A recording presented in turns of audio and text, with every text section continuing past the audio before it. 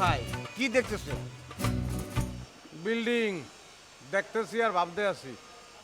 দেখতেছেন আর ভাবতেছেন, কি ভাবতেছেন? না, ঢাকা শহরে আইছি, টাকা পয়সা মেলা কামাই করবো, এতে কোনো সন্দেহ নাই, কিন্তু আফসোস লাগতে আছে যে জায়গার অভাবে এইরকম একটা বিল্ডিং এর মালিক হইতে পারবো না, বুঝছো? তোর ভাই সেরা ক্ষেতের মধ্যে ঘুমায় ঘুমায় আকাশের চাঁদ ধরার স্বপ্ন দেখা বাদ দেয়।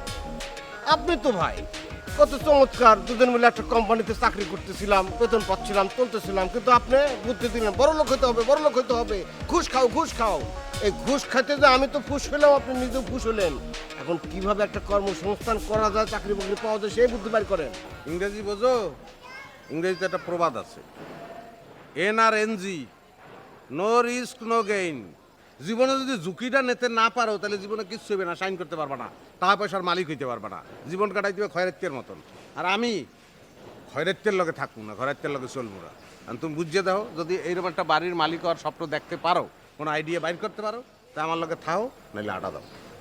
আটা দেওয়াই ভালো। দাও।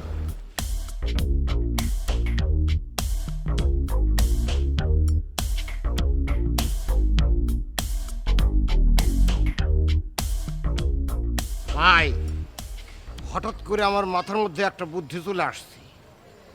স্মরণের ছয় তোমার উপমায় বদলে দিলে যে স্যান্ডেলিনা সো রূপচর্চায় আভিজাত্য।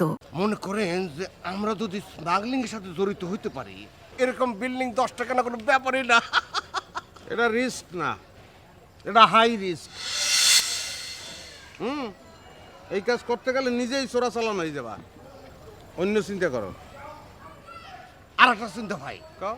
মানে এইটা মানে একদিন একদিন যদি কষ্ট করে আমরা ধরেন যে ব্যাংক লুট করতে পারি, তাহলে কিন্তু নগদ কারি কারি টাকা যেখানে ইচ্ছা গুলশান বানানি মানে বাড়ি ধারা ইচ্ছা মতো আমরা এরকম বিল্ডিং কিনতে পারবো। এটা রিস্কও না, এটা হাই রিস্কও না, এটা দুঃস্বপ্ন। এটা সম্ভব না। তোমার আমার যে ফিগার এবং আমাকে যে সাহস, আমরা তো জানি এই কাজ আমরা অন্তত পারবো না। সেহন বুদ্ধি বাইর করো, যাতে সাপও মরবে লাডিও ভাঙবে না, এইরকম। ভাই ওই আমার এক চাচা, সে হয়েছে কি যে খুব নবাব আর কি, মানে প্রথমে জমি বিক্রি করতো আর ফুর্তি করতো, পরে একটা বিয়ে করছে। তার কপাল এতই ভালো যে ওই চাষি বাড়ির সব সম্পত্তি অনেক ছিল, বাড়ি গাড়ি সব ছিল। সে ওই ওই পায়ের উপর পা তুলে পান নাচাইতো, পান খাইতো, সিনেমা দেখতো, মানে আরাম আরাম আর আরাম। ওকে, চাচাই কই? চাষে তো মারা গেছে। একটা কথা বললা, এইটা তো দুর্দান্ত বুদ্ধি। চাচাই বাচ্চা থাকলে হ্যাঁ কদম বুঝি করে এই কামে নামিয়ে যেতাম। আচ্ছা, অসুবিধা নাই, এই কাজেই আমরা করব, বিবাহ করব। আর ওই সাকসেসফুল হওয়ার পরে যে চাচার খবরটা যে রাত করে বলা একদম শেষ। হ্যাঁ হ্যাঁ হ্যাঁ, হ্যাঁ, অসুবিধা নেই, অসুবিধা নেই। বিবাহ কে করবে? বিবাহ আপনি করেন। আমি করলেই তো ভালো হয়, চেহারা ছবিতে আমারটাই ভালো, কিন্তু একটু সমস্যা আছে। কি সমস্যা? সমস্যা হইলো কি, এর আগে 2বার অ্যাটেম্প নিয়েছিলাম বিবাহ করার, বুঝছো?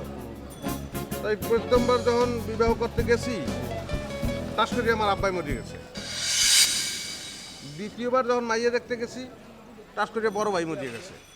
কারণ ওই তৃতীয়বার বাচ্চা আছে, মায় বিবাহ করতে যদি যায় তাহলে তো মায় মরিয়ে যাবে। এটা কি রিস্ক নেওয়া ঠিক হবে? তখন তাও ধুর ভাই, সব কুসংস্কার। আপনি এই যুগে এসে এগুলো বিশ্বাস করেন? কিচ্ছু হবে না, কিচ্ছু হবে না, আমি আছি।